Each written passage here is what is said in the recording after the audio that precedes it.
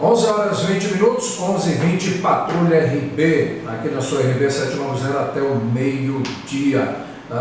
O nosso tema agora é guarda compartilhada dos filhos. Nos últimos 2 anos foram oficializados na Bahia cerca de 15 mil divórcios. O dado é do IBGE, Instituto Brasileiro de Geografia e Estatística. Na maioria dessas separações, os casais tiveram que procurar a justiça para uma ou outra questão, como fica a guarda dos filhos. Em geral, eles acabam morando com um dos pais e recebendo a visita do outro. Mas isso mudou. Um projeto de lei aprovado pelo Senado em 2014 modificou a questão com a implantação da guarda compartilhada, onde os direitos e os deveres são iguais. O tempo de convivência também será dividido igualmente, sempre pensando no bem-estar da criança. Com produção de Carlos Augusto, para falar com a gente, a advogada Fátima Beatriz. Fátima, bom dia. Bom dia, você e a todos os ouvintes. Fátima, essa guarda compartilhada, de fato é a melhor decisão para resolver esse problema, de saber com quem os filhos, o filho ou a filha vai ficar aí depois do divórcio? Olha, eu acredito que sim. A guarda compartilhada, na verdade, ela vai ser compartilhada a convivência que antes, em tese, havia se rompido entre o casal, né? Então, o filho, a filha, ele não vai ser tão impactante para ele, não vai ser tão traumática essa separação, caso os pais resolvam por essa guarda compartilhada, que irá compartilhar efetivamente e legalmente pelo direitos e os deveres que o casal vai ter sobre esse filho, justamente como você disse anteriormente, visando o bem-estar dessa criança, a boa educação, a boa formação psicológica, né, para uma saúde tanto mental quanto física do menor. Certo. Teoricamente, a guarda compartilhada é ideal para casais que, mesmo depois de separados, conseguem dialogar e manter até um relacionamento amigável. Mas será que ela funciona com aqueles casais que têm um conflito, como marca registrada aí na relação?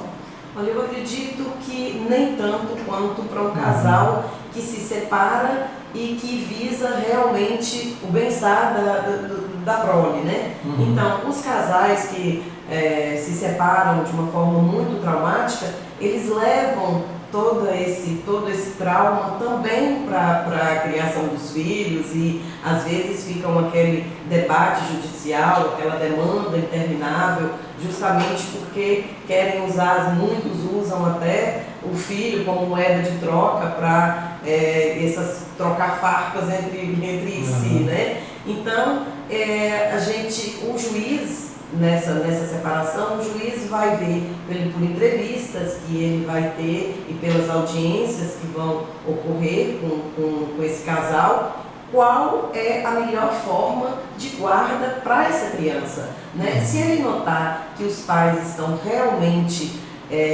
visando um melhor para o filho e se toda aquela separação que ocorreu por outros motivos, eles vão deixar de lado para cuidar só da educação dos filhos, só do desenvolvimento dessas crianças, provavelmente, ainda que esse casal tenha se separado e que haja muita animosidade entre os dois, essa guarda pode funcionar. Mas caso o juiz note que eles vão usar os filhos também para que essa briga se torne interminável, o juiz certamente vai optar pela guarda unilateral, que é a outra forma de guarda que existe no nosso Poder Judiciário. Bom, normalmente é o pai que paga a pensão alimentícia dos filhos. Com a guarda compartilhada, a pensão é mantida mesmo assim, já que os dois terão os mesmos deveres a cumprir em relação à criança? Olha, vai depender de uma série de fatores, porque essa guarda compartilhada vai se compartilhar o quê? Os pais, o que é que muda? Na guarda compartilhada, na guarda unilateral, o pai paga a pensão, via de regra, né? O pai paga a pensão, a mãe fica com essa criança e tudo é resolvido por essa mãe que tem a guarda, dessa guarda unilateral. Na guarda compartilhada, o que é que eles vão compartilhar? Eles vão ver qual é a escola que essa criança, os dois em conjunto vão resolver qual é a escola que essa criança vai ficar, qual plano de saúde que essa criança vai ter, qual médico que essa criança vai frequentar, o médico que vai ser o médico dessa criança. Quer dizer, tudo tudo que diz respeito à saúde, à educação, ao lazer, vai ser discutido entre os dois para definir qual vai ser essa educação do filho, qual vai ser a programação da vida dessa criança. Não é necessariamente obrigatório que essa criança fique alternadamente na casa de um, na casa de outro, na casa de um, na casa de outro. Pode ser que eles decidam, olha, esse mês fica na minha casa, o mês que vem fica na sua, hoje fica na minha, amanhã fica na sua, vai depender muito, porque, por exemplo, uma criança que mora numa capital, num São Paulo, Rio de Janeiro, num lugar assim, fica impraticável uma criança estudar, às vezes quando os pais se separam e moram muito longe, estudar no colégio que dê para morar na casa de um e morar na casa do outro. Então, eles vão ter que escolher, né, discutir ali entre si qual é a melhor forma. Se essa criança for ficar na casa de um só dos pais, mesmo porque quando há uma separação, nem sempre os dois têm uma estrutura para que aquela criança more naquele lugar. Às vezes o pai se separa da mãe e vai morar com amigos, né, monta uma república, ou vai morar sozinho numa kitnet, em algum lugar que não tem uma estrutura para a criança ficar. Então, ele mesmo opta pela guarda compartilhada, porque vai haver, eles vão compartilhar as responsabilidades, os direitos e os deveres dessa criança, mas não vão compartilhar o habitat do ambiente que essa criança vai viver, né? O convívio diário. O convívio diário pode até ser que compartilhe, porque mesmo ele morando na casa de um, o pai pode ir todo dia visitar. Então, na guarda compartilhada não vai ter essa limitação de horário, como na guarda unilateral, a limitação de dias, a limitação de tempo, que um vai ficar com o filho. Então, na guarda compartilhada, os direitos são iguais, os deveres são iguais e o convívio pode ser igual, mas não necessariamente dessa forma. Então, se essa criança viver com a mãe ou com o pai, o outro vai ter que continuar pagando a pensão da mesma forma que ele pagava anteriormente. Ok. Bom, se na hora do divórcio o pai ou a mãe não pedirem, a guarda vai continuar como antes, com a responsabilidade de apenas um dos pais?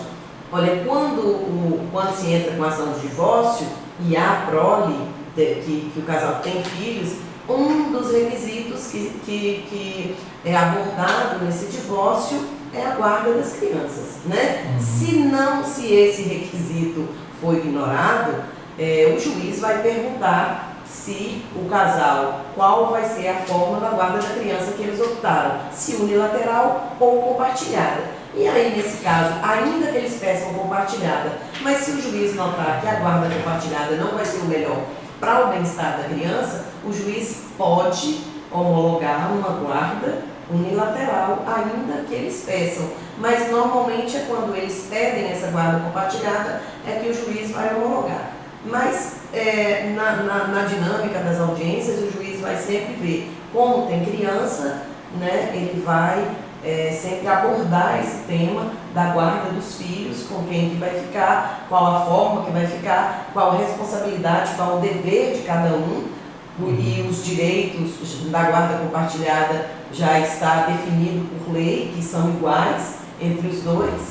E aí, nesse caso, ainda que eles não peçam a guarda compartilhada, ela pode ser a tônica daquele divórcio e o juiz pode determinar que seja a guarda compartilhada para aquele tipo de separação de divórcio. Certo. Bom, pais que porventura já estavam antes da promulgação da lei em processo de acerto judicial da guarda das crianças, vão ter que reservar algo aí da decisão que já tenha tomado? Ter que voltar atrás? Como é que funciona? Eles podem pedir a mudança, se antes pediram unilateral e depois resolveram que a guarda seria compartilhada, porque muita coisa pode mudar, o processo às vezes ele é muito lento, às vezes ele é demorado e muita coisa muda na vida do pai ou muda na vida da mãe, tanto as questões econômicas, quanto sociais, quanto, né, emocionais. Então, eles podem a qualquer tempo, antes da homologação do processo, resolverem como essa guarda dos filhos vão ficar visando o bem-estar dessas crianças. Bom, diante da sanção da presidente aí, todos os divórcios que acontecerem a partir de agora vão ter guarda compartilhada dos filhos ou podem acontecer exceções? Não, podem acontecer exceções. Existem dois tipos de guarda, né? A guarda unilateral e a guarda compartilhada. né? Nós, no nosso ordenamento jurídico, não tem aquela guarda alternada. Então, ela ou é compartilhada ou ela é unilateral. Então, hoje não é necessariamente a guarda compartilhada que vai ser a guarda exigida por lei, a guarda homologada e determinada pelo juiz. Ela pode ser unilateral também. Vai depender muito da situação dos pais, como dependia anteriormente, né? Não mudou nada em relação a isso. O que mudou foi que a guarda compartilhada, ela não era legalizada, ela era usada pela jurisprudência, pela doutrina, porque há em outros países, desde 60, 64, que existe na Inglaterra, nos Estados Unidos foi em 79, se não me engano. Então, ocorreram casos assim emblemáticos que depois a própria justiça no cotidiano viu que esse tipo de guarda era melhor para as crianças, menos traumático, porque afinal de contas a criança estava acostumada com a figura paterna, com a figura materna, e a ruptura do casal acabou trazendo muitos aborrecimentos para a criança, e isso às vezes trazia problemas psicológicos, né? Problemas de saúde, tanto mental quanto física, a criança deixava de alimentar, outros tipos de problemas que a criança trazia pela falta da figura ou paterna ou materna no relacionamento que ele tinha antes. Então, notou-se que a guarda compartilhada era a melhor para as crianças, e o Brasil também tomou essa decisão, os juízes tomavam essas decisões anteriormente, só que ela não era assim legalizada, não havia uma lei expressa dizendo a guarda compartilhada é uma das formas legais para para que a guarda das crianças depois da separação se efetive. Então, o que ocorreu foi a legalização do que já havia ocorrendo no mundo forense. No caso da guarda compartilhada, os filhos terão duas casas? Então, necessariamente não, né? Se houver a possibilidade deles terem duas, por exemplo, uma pessoa que mora aqui em Barreiras, uma criança estuda por exemplo, você mora num bairro central, o outro mora num bairro muito periférico, muito longe. Então, fica inviável da criança ficar um dia na casa de um dia na casa do outro, porque ela tem que ir para a escola normalmente cedo, né? E aí, para ela se deslocar, tem todo o problema de transporte dos pais e tudo. Então, às vezes, fica inviável. Eles podem compartilhar, sim. Final de semana fica com um, durante a semana fica com o outro. A criança pode ter duas casas, mas não necessariamente ela terá duas casas. Isso vai depender da estrutura que os pais, né, vão poder oferecer para essa criança. Porque também vai ser muito impactante, muito traumático para a criança, se ela for para um ambiente que ela não tem nenhum lugar para ela brincar, para ela dormir direito, né? Para ela se alimentar direito, porque às vezes não tem ninguém que fique com aquela criança, o pai trabalha ou a mãe trabalha o dia inteiro, então vai escolher sempre o melhor para aquela criança. A guarda compartilhada significa que vão compartilhar responsabilidades, os direitos e os deveres da criança, e vão compartilhar também a convivência. Mas ela não tem que ser obrigatoriamente da criança ter duas casas. Se isso for possível, ótimo, né? Mas se não for possível, a guarda continua compartilhada da mesma forma. Como é que fica a situação do casal que se separa e vão morar em cidades diferentes? Então, exatamente isso. A guarda compartilhada, ela não é expressamente uma guarda em que a criança tenha que morar com os dois, com o pai e com a mãe. Então, se for aí o casal, ele vai ter que ter uma convivência, ou pelo menos ele vai ter que conversar muito para resolver não só essa questão de qual escola que a criança vai ficar, qual plano de saúde que a criança vai ter, o que ela vai frequentar, qual o lazer e tal, mas qual a religião, né? Mas também onde essa criança vai ficar. Se ela vai ficar com os dois, se ela vai ficar com um, vai ser impraticável morar com os dois, porque ela não vai ter dois colégios em duas cidades diferentes. É que eu falo assim a questão, porque aqui, um pai mora em São Desidério, né, o outro aqui, então fica mais próximo. Mais próximo. Na cidade assim mais distante, né, distante aí fica difícil, né? Fica impraticável. Aí, caso de final de semana, um mês, de mês em mês, para visitar. Exatamente. Né? A guarda compartilhada, os pais, eles não vão ter aquele problema de, na guarda unilateral, existia expressamente, o pai busca a criança, vamos supor, ao sábado, 9 horas da manhã e devolve ao domingo, 6 horas da tarde.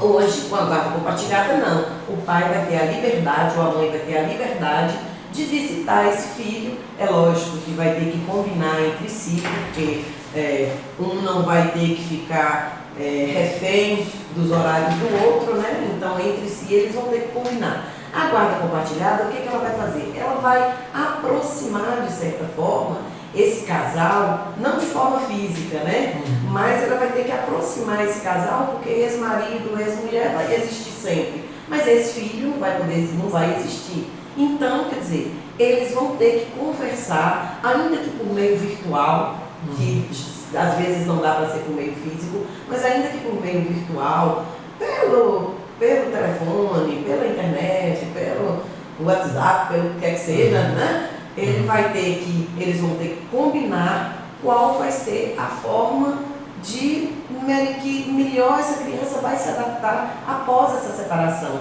para que essa criança não tenha um sofrimento tão grande.